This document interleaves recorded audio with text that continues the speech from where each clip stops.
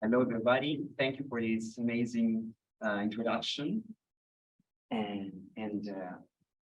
Okay, as Mark told us, the title of today's presentation is Digital Sorrow, IRA Terrorism in Fiction through the lens of Computational Literary Studies. So before getting into the topic of my talk, I would like you to give a very, very brief presentation of who I am, since Mark already told you so much. I graduated in Italian literature and linguistics, and as Mark said, I was trained as a literary theorist on fictional space, and now I got into digital humanities for the PhD, and now I'm working on two politically debated spaces. One is the Basque Country, and the other one is the border between Northern Ireland and the Republic of Ireland. So, for today's talk, we will try together to reflect on how the pain of the troubles was depicted in contemporary fiction by linking the representation of space to the representation of pain. So as you will see, we will draw profusely on digital methods. So one of the other questions that I will try to address relates the emotional impact of those kind of analysis.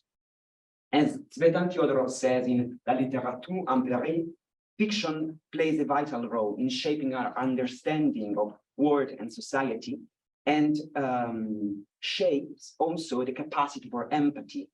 So, but what happens if an algorithm takes part of the responsibility in interpreting those words? Are those algorithms a diaphragm between us and the text, or are those tools something that can help us enhance our capacity for empathy, our capacity for interpretation? So to give before a few caveats that I need to say, and before starting the actual technical part of the presentation, relate the historical context of the troubles. So I'm gonna sketch very briefly into the main events of this conflict. The troubles, as many of you probably know very good, was a period of sectarian violence and political conflict in Northern Ireland that lasted from the late 1970s to the late 1990s. The conflict has its roots in the historical tensions between the predominantly Protestant Unionists who wanted Northern Ireland to remain part of the United Kingdom, and the largely Catholic nationalists who sought, on the contrary, to reunite the region with the Republic of Ireland. So, just to give you an essential chronology of what happened in the 20th century, we can start from 1920 with the Government of Ireland Act, when the British set up two separate parliaments in Ireland, one in Belfast for six of the 9 counties of the Ulster, and the other one in Dublin for the rest of the Irish territory. The following year, 1921, with the Anglo-Irish Peace Treaty, Britain grants Ireland Dominion status, which equals to a wide autonomy. But Northern Ireland still remain part of the United Kingdom. These tensions degenerated into a civil war taking place in the 26 Irish counties between the supporters and the opponents of the Anglo-Irish Peace Treaty. And this conflict ended with the victory of the supporters. Next point for our chronology is 1949. Easter Monday, Ireland abandons its Dominion status and became a fully independent republic from London. So from this day to the starting date of the troubles, the Government of Ireland Act will continue to apply in Northern Ireland. But in 1969, civil rights movement in Northern Ireland denounces those disparities that were taking place in the territory, regardless of the treaty, and that burst out into the battle of the both sides. which is considered as the starting point for the troubles. So within the time span of the trouble, which, as you can see, is included from 1979 to 1998, there are two events that we have to mention, just two out of the many. One is in 1972, and it's Bloody Sunday, when at the end of a civil rights demonstration in Derry, or Londonderry, depending on how you would like to call that city, the British Army paratroopers fired into the crowd and killed 13 unarmed demonstrators. This Sunday would go down in history as the now famous Bloody Sunday, and provoked an escalation in the conflict and an intensification of activity by militia groups, including the IRA, but also violence from other groups pertaining to the opposite side, to the opposite political affiliation, such as the UDA, Ulster Defense Association.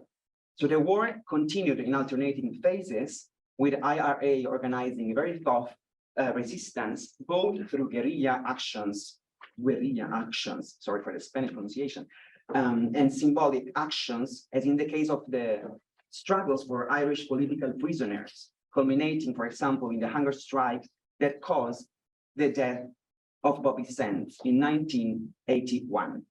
But finally, in 1998, after a long series of travails, the Good Friday Agreement was signed, establishing a formal trade peace, so ending the conflict.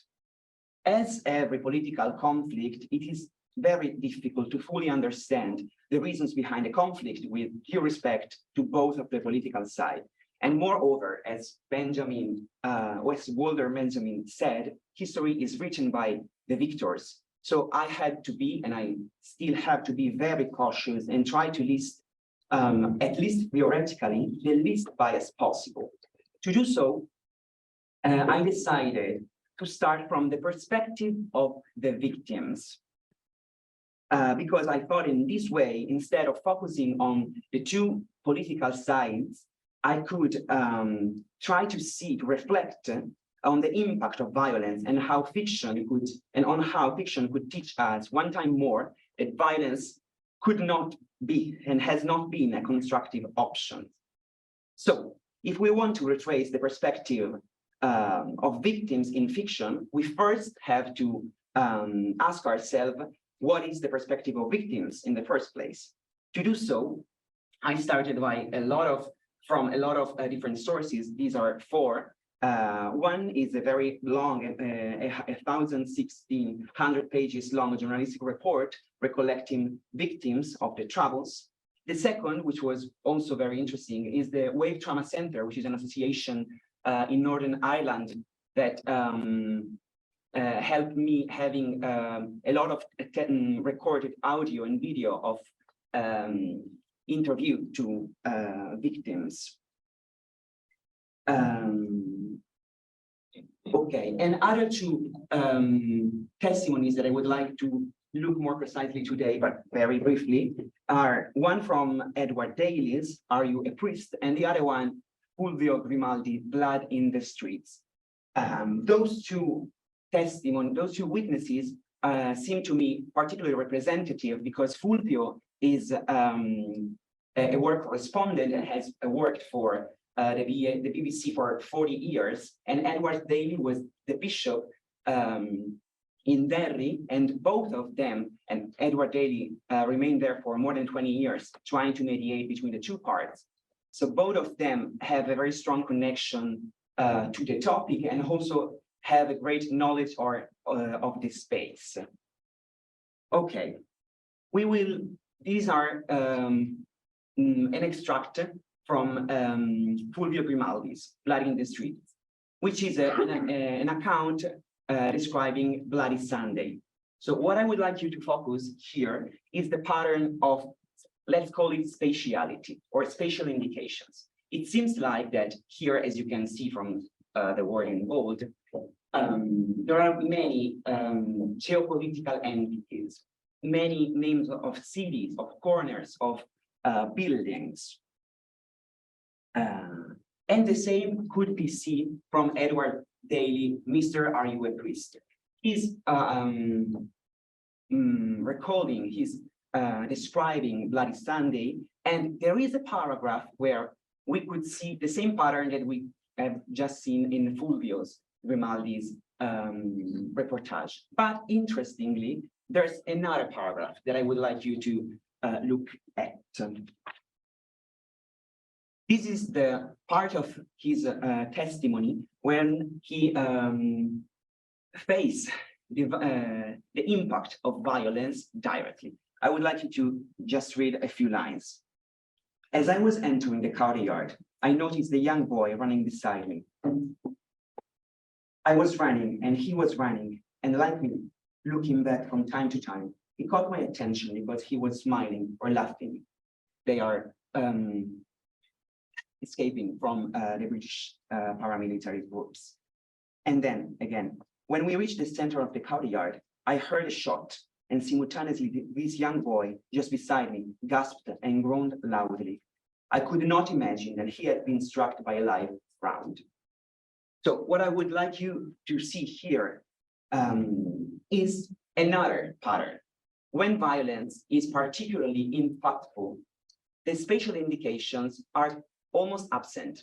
There are a few, but not names of city. There are general indications like courtyard. So it seems like violence takes it all. The impact of violence is so shocking that for a moment, it seems like that Daley loses his sense of space. And now a question arises. We were trying to sketch some aspect of the perspective of victims in reacting to the troubles pain. So this is the, a question here arises. Is there a relationship between violence and spatiality? Could it be that when violence takes place, it can be so impactful that it results in a traumatic spatial dissociation? And if so, this cognitive pattern, which is ascribable to the perspective of the victims, which was one of my starting points, could it be retraceable in fiction? To investigate this, we first have to define better what is this pattern, and then try to operationalize it.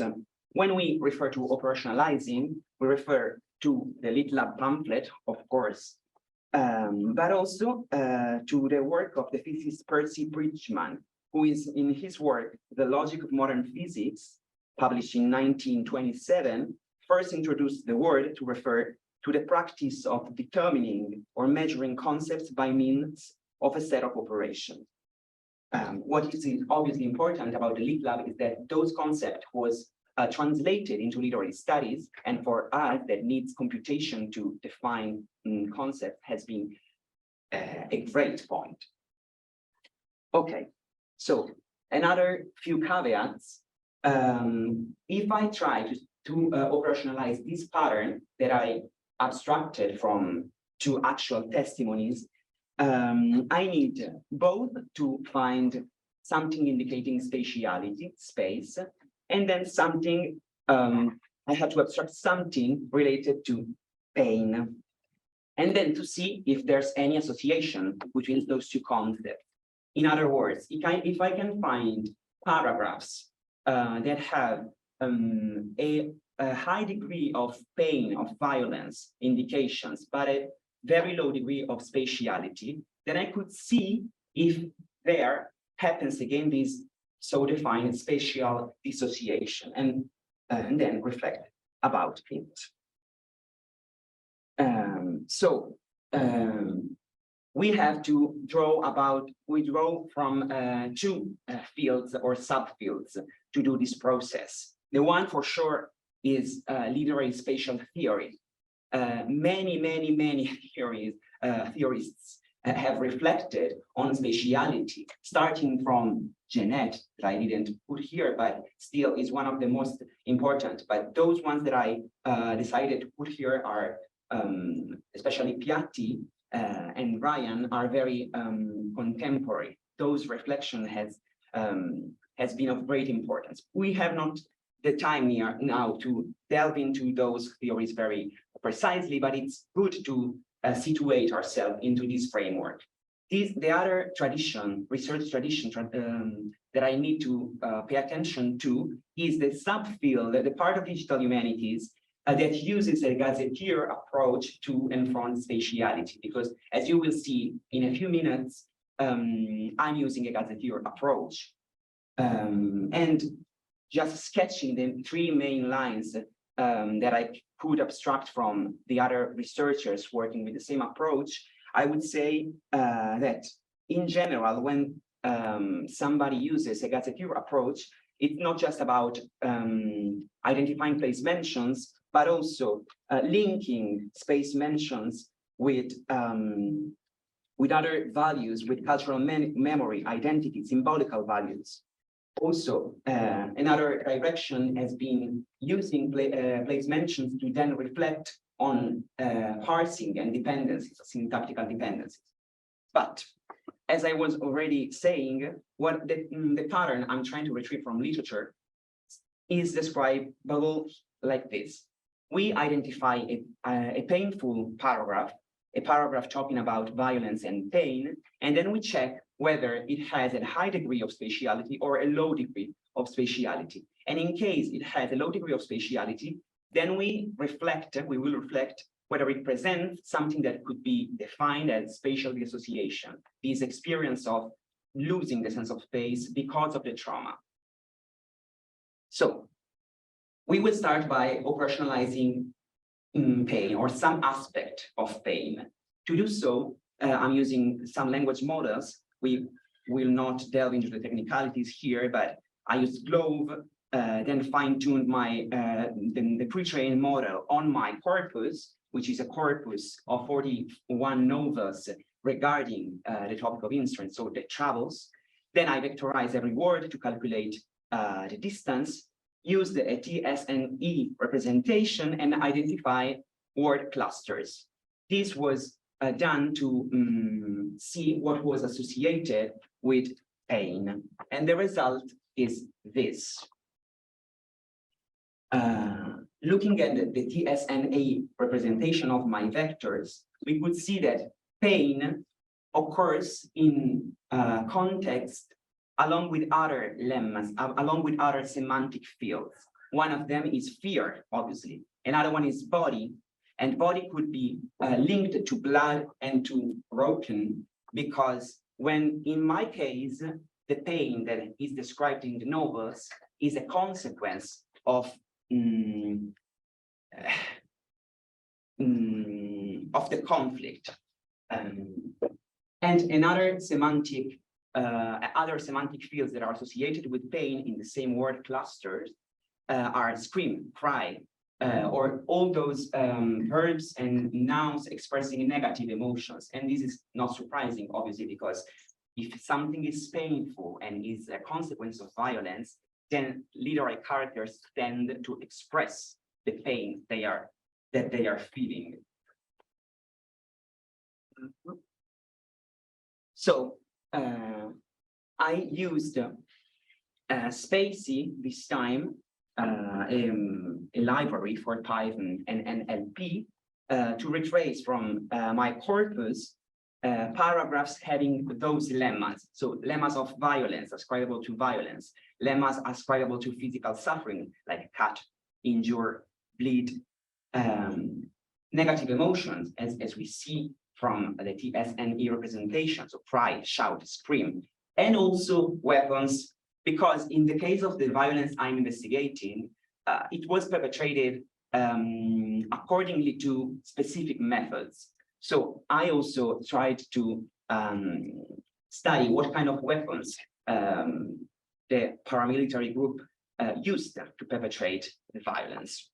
So in this way, by iterating my algorithm on every word and of the text of my corpus, and then assigning a value of violence to every paragraph, we have operationalized the first part of our pattern.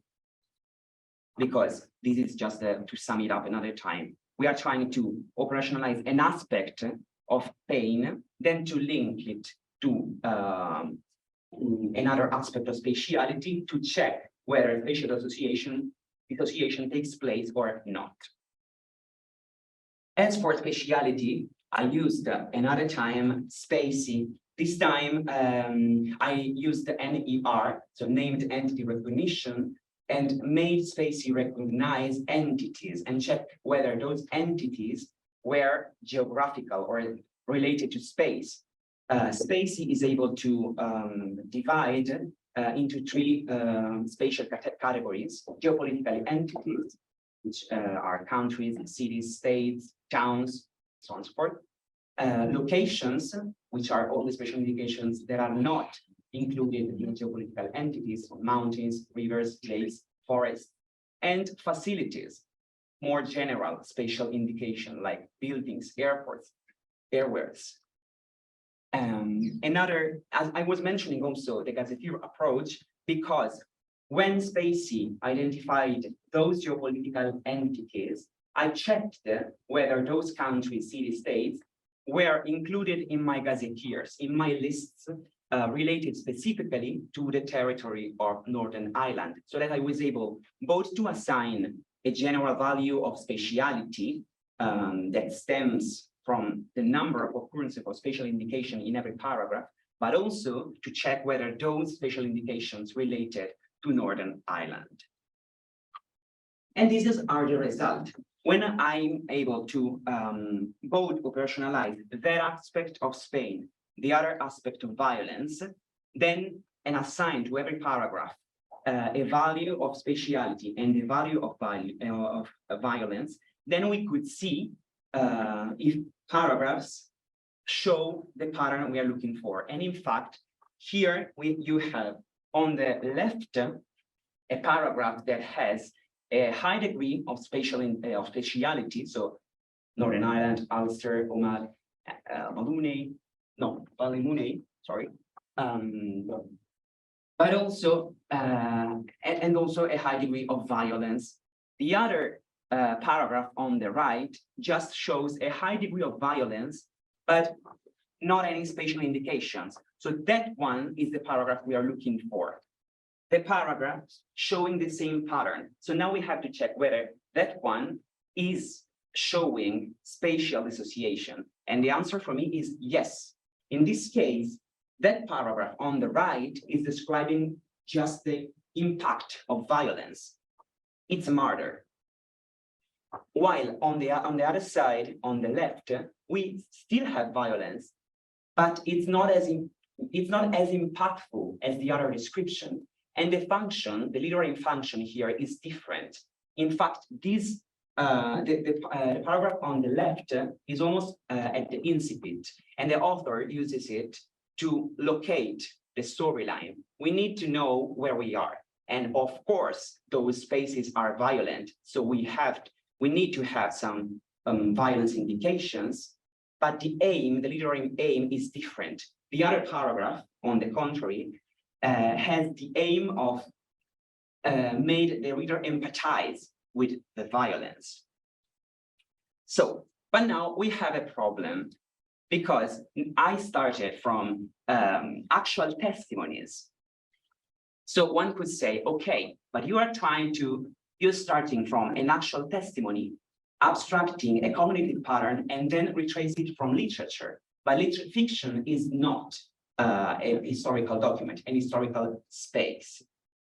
And in fact, drawing on many literary theories, fictional space is ambiguous, is incomplete, is topological and not topographical, but more than that, it almost always has symbolical values. And more than that, as Lottman said, fictional space proceeds by dichotomies, in and out, up and down, left and right. Those dichotomies are given symbolic values. And drawing from another concept from literary theory, this time David Herman, the narratologist David Herman, who theorized the importance of itinerary, we could also try to reflect on itineraries, because if fictional space is structured with dichotomies, it's the movement of literary characters crossing those dichotomies, it's particularly important for the structure of the novels. In our case, in my case, those spaces that are we trying to reflect on relate to violent places. So it's not important just to see what literary characters do around place mentions, but it's important to try to grasp what literary characters do around violent places, because those are the places depicting pain. So to do so, we can leverage on the algorithm that I already showed you. So this time I'm trying to find which spaces, which places are violent, so that then we could try to reflect on literary characters moving around those spaces that pose a dichotomy within fictional space. So this time I'm still using Spacey.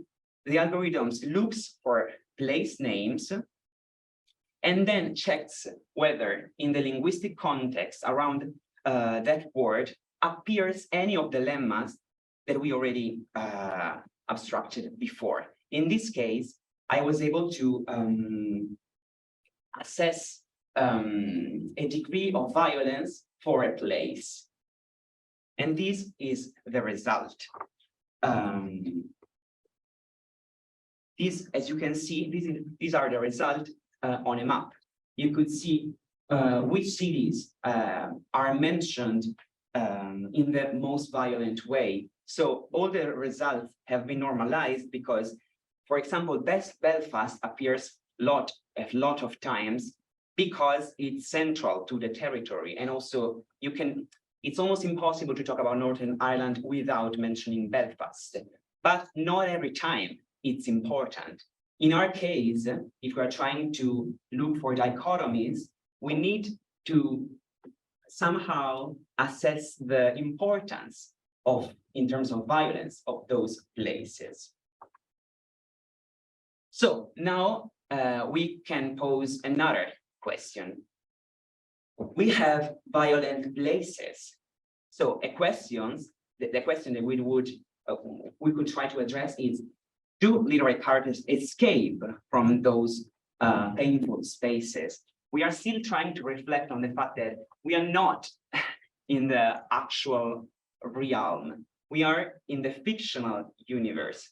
So the fact that literary characters move from a so-called landmark to another, the itineraries that they do is important for the structuring of the novel. So to try to find if literary characters move from painful spaces, it could be extremely important for understanding the structure, the overall structures of those fictional spaces and of those novels.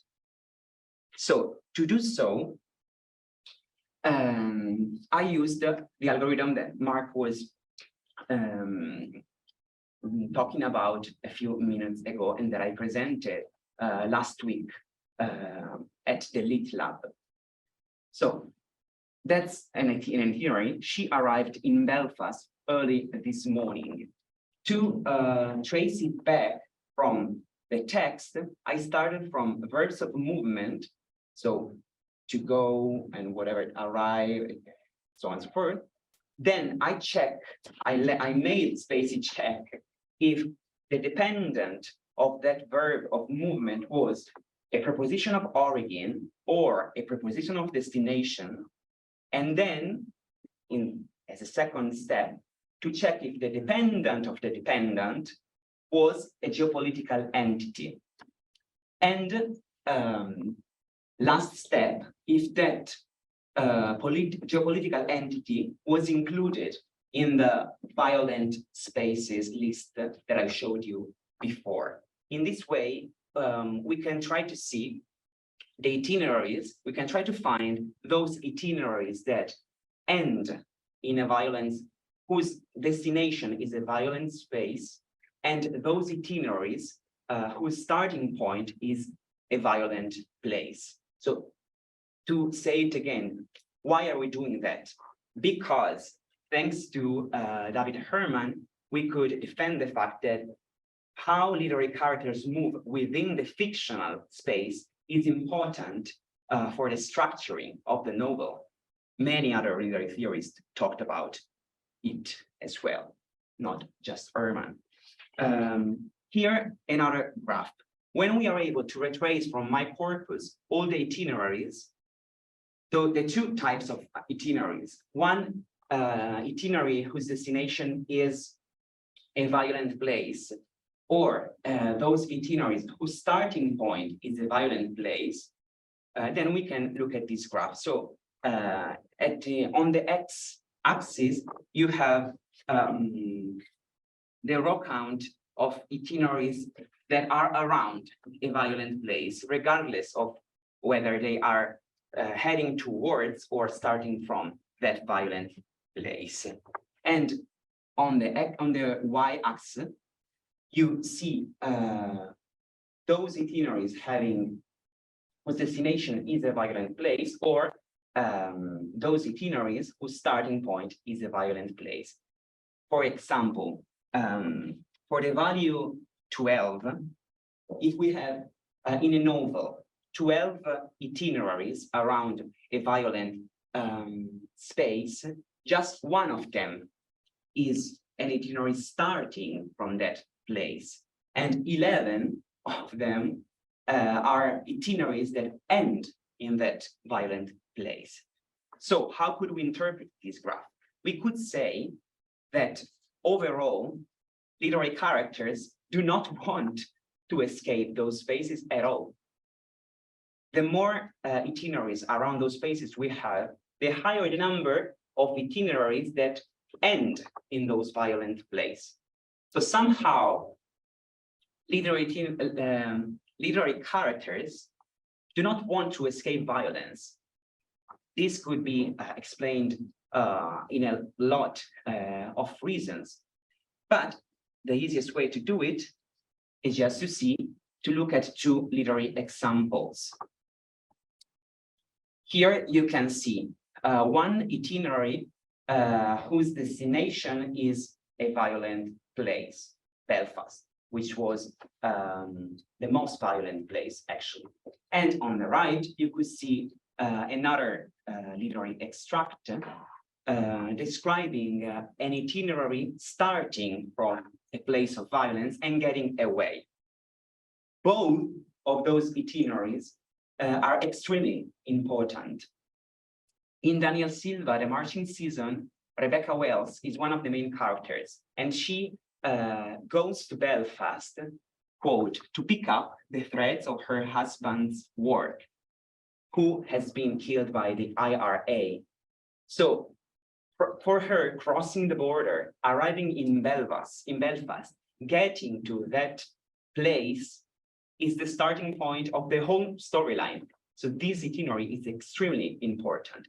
And we have to remember that in fictional space, the aim is not just to inform. So one itinerary could have a much greater value than others, just because it's important within the structure, while actual testimonies or actual testimonies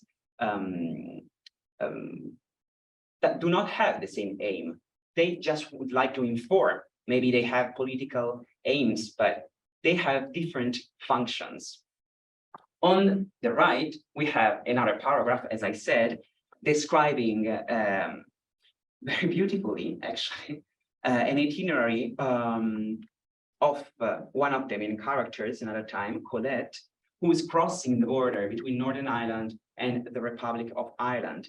Newey Road is one of the roads that connect Northern Ireland with the Republic of Ireland. As you can see, let's just read a few lines together. The sun was falling dramatically because below the snowy tops. And also, Colette felt almost sorry for the Brits, who spent their lives miles away from home, watching the comings and goings of cars along the floor of the valley. She had no doubt that up there, somebody was watching them. the thought came to her suddenly, and it made her heart miss a bit. She knew it was insane, but she felt on the verge of suicide. Another time, this itinerary is of the greatest importance within the novel, because the whole novel, The Shadow Dancer by Tom Brady, describes the itineraries of Colette who starts from Northern Ireland and gets to another other parts of the United Kingdom to perpetrate violence. And the whole novel is about her struggle to accept dysfunction or not. So another time, finding itineraries could be of the greatest interest.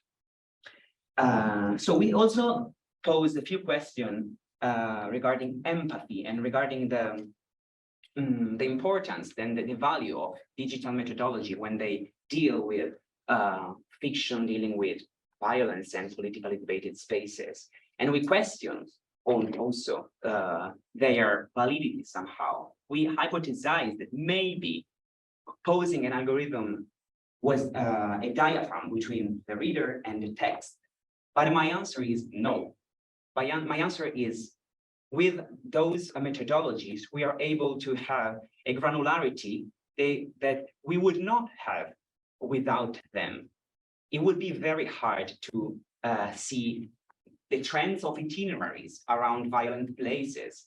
We could do it, but it would be so time consuming and so prone to mistakes also, because computers are very good to iterate things and to perform things that to us are very boring, but that could be very interesting. So I would like to acknowledge and do some acknowledgements for sure to the Lit Lab, that has been a great inspiration even before starting the PhD, because it was one of their essays, Emotions of London, was the essays that honestly made me think about research in general. I would like to thank for sure University of Bergamo, my home university, that allowed me to have the greatest freedom and to be here. CDH, Cambridge, where I was for another visiting, that really inspired me for their ethics. Universidad Complutense de Madrid, I was there for a few months as well. They really helped me in understanding how to be more respectful when we are dealing with those politically debated cases. Sesta, last acknowledgement, because you allowed me to have a moment to talk here today, and many colleagues and a few journalists as well, many colleagues that helped me in refining this talk and this project. And that's it.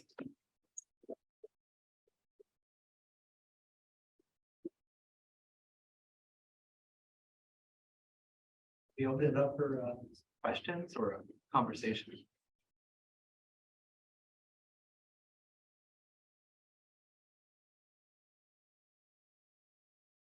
Thank you, Simone. This is fascinating looking inside some of the things that motivate your work and some of the extensions of it. I was really interested in the importance that, I'm going to call it causality, although I don't think that's quite the right name, but what I'm going to call causality plays in what you're doing in a way that it doesn't always play a part in kind of computational approaches that we take to literary texts. So many of our methods are bag of words approaches that sort of take all the texts, chop them up into words, and then ask about reoccurrence and word counting, et cetera. But the approach that you're taking, particularly around the itineraries, but also in other places, really rests on knowing. I mean, the itineraries is the easy one, right? So that you have your verb of movement. Is that attached to a preposition of coming or going, and then is that attached to a place? So that chain of attachment becomes really important. And yet, I noticed that you glided really smoothly by what you call the semantic context out of which you're getting some of your words, which didn't seem to have the same kind of causal trace to it. And I'm wondering about how you are mixing these methods that seem to be so attentive to the causal structure of the phenomena that you're investigating with those that are more syntagmatic in that it matters, what's close to other things, what shares text with other things, but without that same kind of grammatical, syntactical, causal connections. Are you working towards a series of methods that will be entirely connected to these causal chains, or is there a case for sort of blending the two? That's a very complex topic. I have been thinking about it, but for sure, reflecting on distant dependencies is very hard. It's very, very hard. So for now, I checked the place mentioned, and then I try to play around a bit on the context just by counting words before the index of the word, and try to see how long the context should be to give me a reasonable answer. But yes, the dream would be being able to navigate through all the parts, paragraphs and sentences, and to see whether violence was related to the place of interest and not just there around because of some other reasons. This is honestly, it's very fascinating, and it's something that I have been thinking about a lot. I still don't have a solution. But yes, it's a very good point.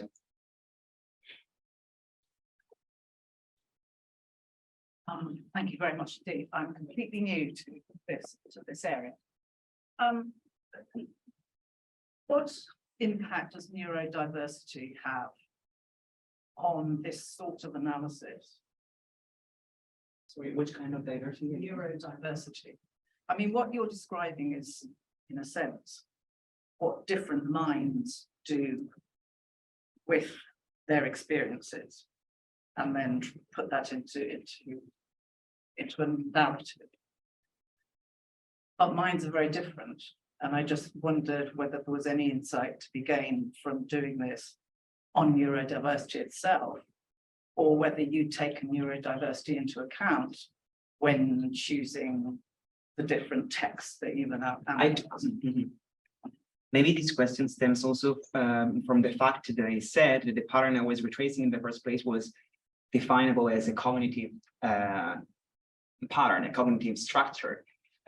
So I have not been focusing that much on neural on mind research, let's define it that way, because fictional space is not actual space.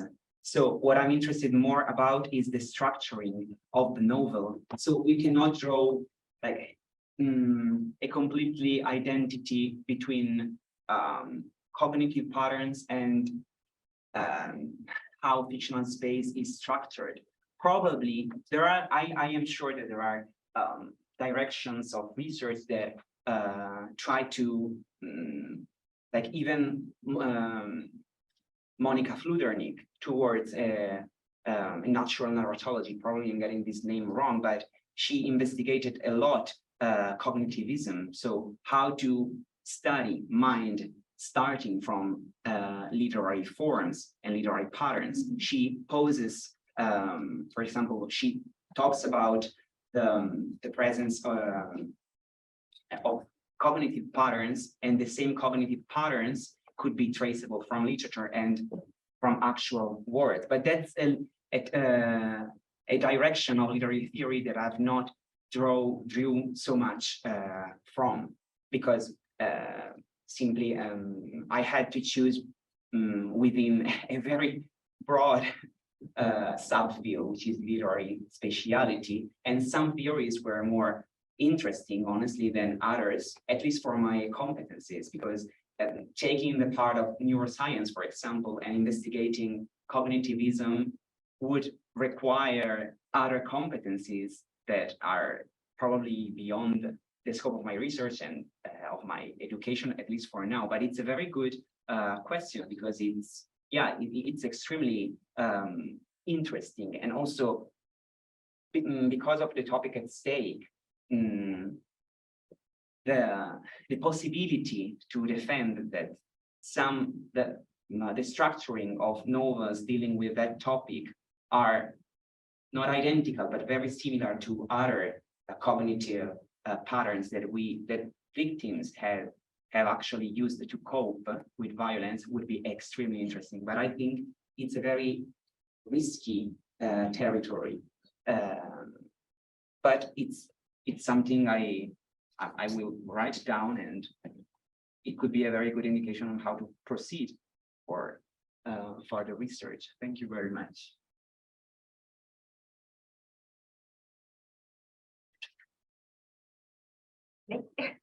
Okay. One of the challenges of doing spatial research in Ireland historically is the number of overlapping spatial units, where often like the townland or the parish is more important than, say, an actual town. So I guess I'm wondering to what extent you're seeing that in literary forms as well, and how you're able to train the model to identify the kind of huge variety of different spatial entities that you might be seeing. My take on that would be the categorization of my gazetteers. So I mentioned that I used a gazetteer approach. I have those very long lists of place names that are divided by dimension of the territory, meaning that I have a list for counties, another one for cities, another one for towns. I think that I also should need something even more granular, like name of streets, name of buildings, but it is still something that I have not implemented in the software. But yes, it's very, yeah, the more granular I can get, the better, because yes, when we briefly talked about the Battle of the Bogside, that's a neighborhood, that's a part of a city, it's not a town. And also there's also the problem of same spaces that have different place names. So there's a difference between space and place, and there's a whole problem of territorialization.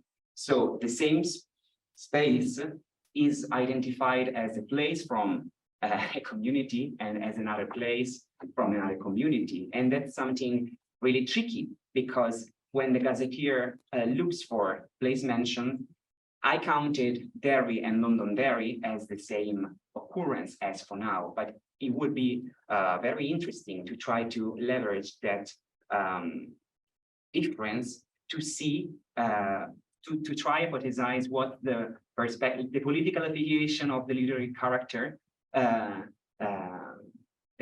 is expressing that itinerary, for example. But still, it's still very complex, because we know that in fiction there's a lot of mediation. So it would be very, very hard to say, okay, this author has this political affiliation just because the character, because there are so many levels of narration on it. So it could be that the novel has a first narrator, the narrator gives the possibility to talk to another second level narrator who defines a space with a certain place mention. It's very, very layered also. But yes, it's something very interesting, and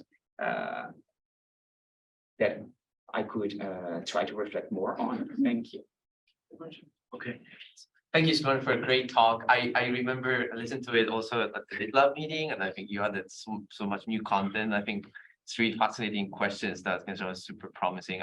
I've actually two questions. So first is about this graph where you showed that the characters do not flee from spaces, they rather move towards painful spaces. I'm curious, how much is it a result of these spaces being painful versus the result of simply certain, actually opposite to neurodiversity, maybe certain commonality of narratives where usually characters move towards somewhere. It's kind of, it would be counterintuitive to place a main character kind of always fleeing from somewhere. We rather kind of our goal oriented, right? So we move somewhere to do something, even if we escape something. I think this is also maybe very often presented as going somewhere to some other place rather than escaping from. I'm curious, or at least statistically, I think moving towards is more common than fleeing from.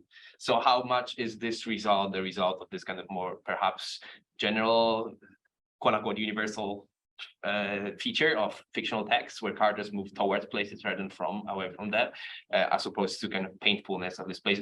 And the second question is about the itineraries. So you basically the first part of the talk, you kind of compared two different passages.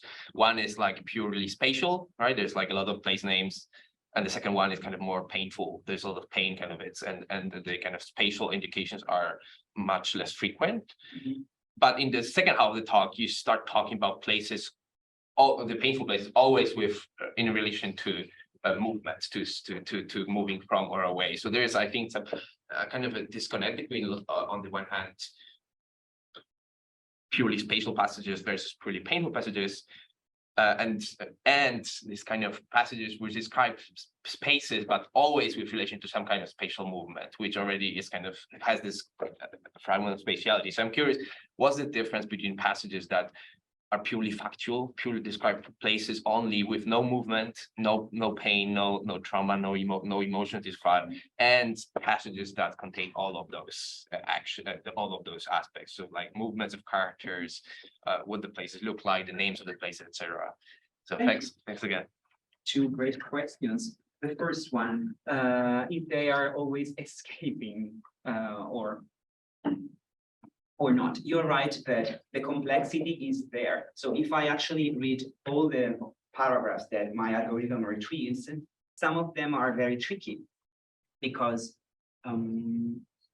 there could be that a character is moving away from a so-defined violent space, but I found, for example, here a character that is getting to another city to enter the IRA. So he's fleeing from a place of violence to embrace violence even more.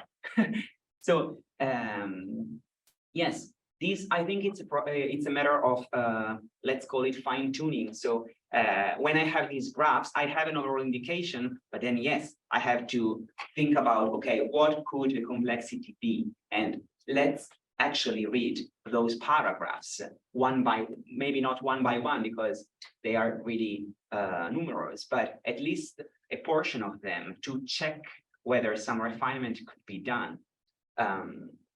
And the second question,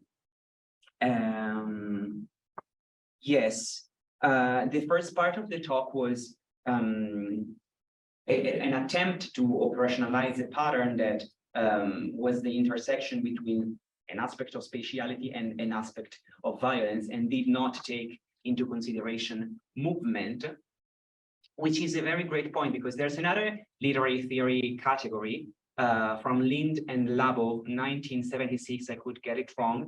They define two categories of fictional space construction. One is the map strategy, and the other one is the tour strategy. So when you are trying to sketch the fictional space from above, you just put place mentions. When you're trying to make the reader having, like, if you are trying to let the reader empathize with the actual touring of the literary character in the fictional space, that's another conceptual category. And one involves movement, the other one no. The map strategy doesn't entail any movement because the narrator is trying to sketch the fictional space from above, while the tour strategy is really trying to leverage a lot on itineraries, but also on closer movements. So like having a literary characters moving from a part of the room to another part, maybe escaping from a murderer. It's very important and very interesting. So yes, that could be another great point to investigate, to see whether, even when we talked about spatial dissociation, try to check whether that's related with the map strategy or the tour strategy, and try to see if movements play an important role there. It would be very, very interesting. Thank you. In the back, you had your hand up earlier. So I have two questions, but they're related. And it goes back to your first question of does pain cause spatial dissociation? So I'm interested in kind of how much you've controlled for whether it is actually just the kind of magnitude of emotion in a paragraph, because it might not just be pain. It might be that paragraphs where authors are kind of expressing a lot of emotion, be it negative or positive, causes spatial dissociation. It might not just be the pain aspect. And then the second related question is kind of when we're then thinking about what this means for victims' experience, authors are people who are very good at reading human emotion, accessing that emotion and writing it down. And I wonder whether there's a kind of systematic bias in that if you asked actual victims to write down their experience, there might be less of this spatial dissociation because of that. Wow. Okay, for the as for the first question, I haven't thought about it. It's a very great point. I could try to check whether it's not just violence and pain, but the impact of emotion overall. I was interested in violent spaces because as a literary concept that's more useful for my interpretation. But I will for sure try to check whether other types of emotions have the same impact. Yeah, and as for victim experience and their capacity of, can you expand a little bit more on the second question, because I don't want to answer something which is not completely on point. So I kind of mean more that as an author writing about these instances, you know, someone whose job it is to write fiction might be better at expressing the intensity of the emotion in the situation. And so if you have this feature that, you know, extreme emotion is correlated with spatial dissociation, you might expect to find that more for people whose job it is to write fiction than for someone kind of reliving their experience. Yes. Also, I have to say that when I read and heard some of the interviews to the victims, there is also a capacity to locate that experience very precisely, because they are asked so many times to tell that experience that at some point, even though they had not that spatial awareness in that moment, they end up having, because they get through it so many times because they are asked to, that at some point they construct that memory. So that's my first reaction to your great question. And as for a literary author being more capable of aligning events, let's put it that way, spatial events as well. Yes, yes, for sure. That's their job. They are very good. The more an author is expert and in his writing, the more he's able to depict a narrative universe which is very coherent.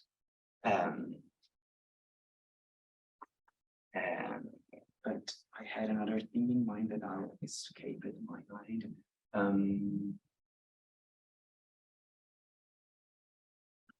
I lost it. No, that's the comments. Probably I will remember it in a few minutes. Okay, I'll just do it. Thank you very much. My name is Sinead. I'm a PhD student in classics. My question was about the fictional versions of these stories. And I was wondering if there was any kind of separation in the novels of the kind of I guess I could call it like an insider outsider thing. I was just looking online and I noticed that Daniel Silva, one of your novelists you quoted from today, was from America. And I was wondering if like he might have been part of the Irish diaspora, or if there were any kind of people who were writing about it from the perspective of not having grown up on the island of Ireland, and if their accounts have been differed. That's the first question, so I'll stop there. Okay, yes, that's a very interesting question. The 41 the 41 novels that I used to construct this initial corpus are taken from a project done by Ulster University, Professor Bill Ronston, and the project is called CAIN.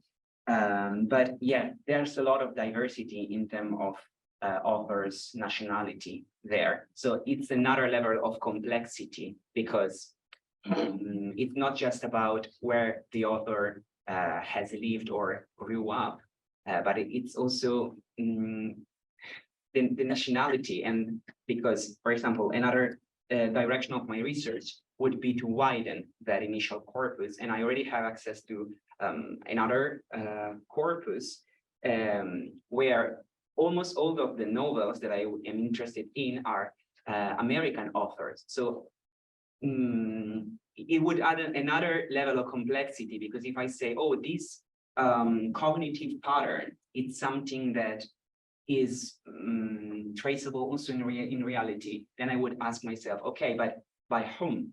Because this author is American, so he's reflecting on something that occurred distant from the place he was inhabiting. So it's another level of mediation. At some point, yes, I have to try to reflect on nationality and also trying to take into consideration the movements of the authors, but honestly, it would be maybe overly complex. I remember one intervention from Giovanna, one of the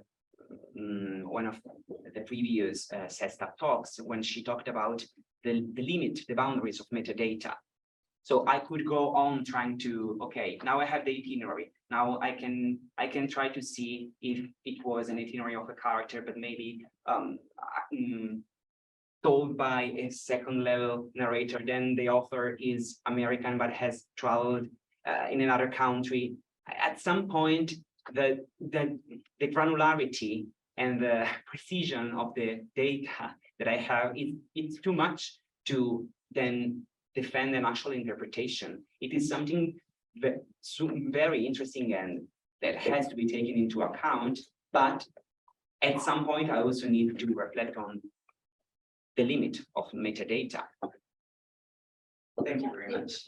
One last, and it's just a personal comment, I don't know if it has any bearing on your death or not, but I grew up in New Zealand as a child of Irish parents, but so this is just a comment on my own family, but at least relative to New Zealand culture, I found that Irish people are like incredible storytellers. And I guess what I was trying to say is that I don't see the gap between the like first person accounts and the fictionalized stories as quite so big, or as so much of a trouble to overcome, because I feel like there would be kind of narrative elements even in first person accounts that would probably touch on the spatial like aspect, like as an almost deliberate trope of good storytelling. So I don't know, I don't necessarily see them as like real and fake. I kind of see them as like different versions of like the same kind of thing, if that makes sense. Yeah, this relates to the question that Actually, yes, the because psychological mindset. yeah, I really think that I'm not an expert in neurology, but I really think that the more you tell the same story, at some point you feel the urge, let's put it that way, you need for structuring the memory to have some spatial landmarks as well. So the more they talked about their experience, the more their spatiality, the spatiality in that account is refined. So yeah, in the passages that I showed, yes, it's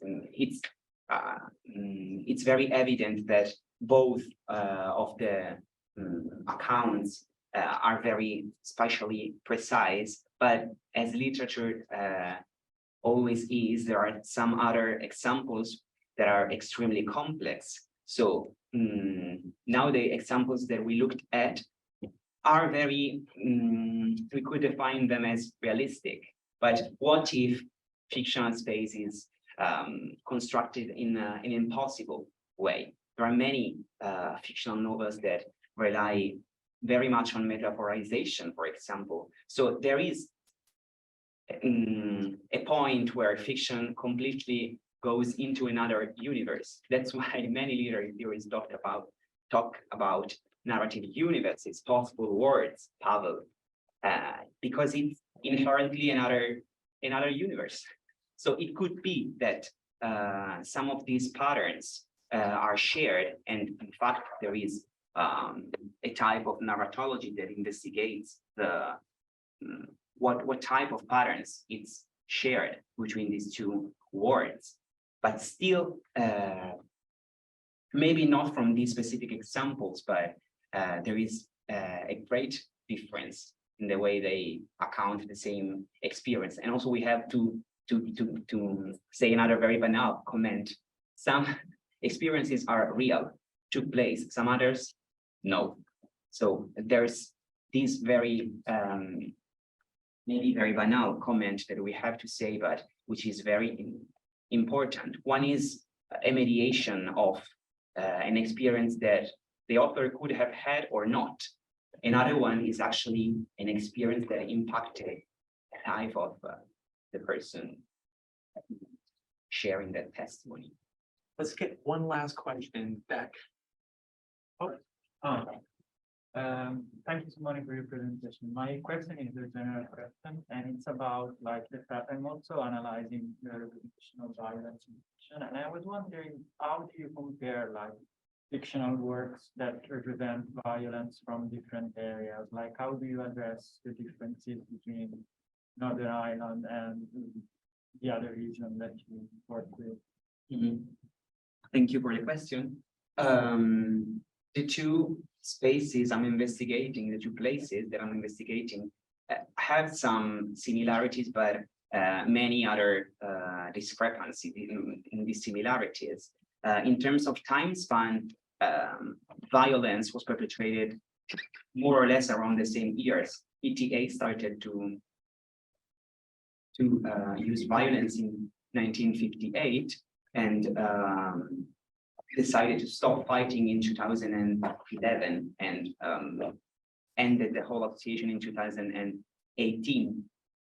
While as for Northern Ireland, with the peace treaty, the conflict has been ended or has supposed to end in 1998, but it's around the same years.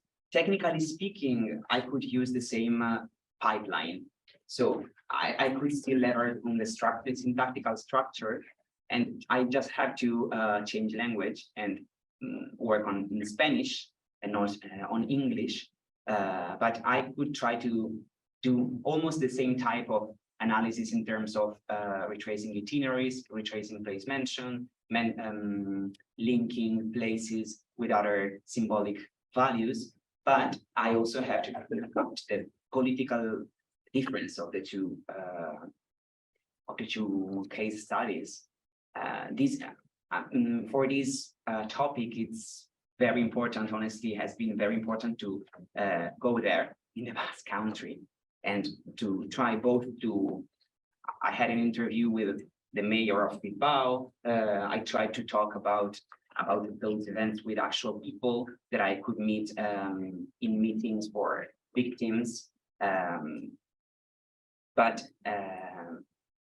the two case studies are very different, but there is some part of the structure, at least theoretically, that I could use for both.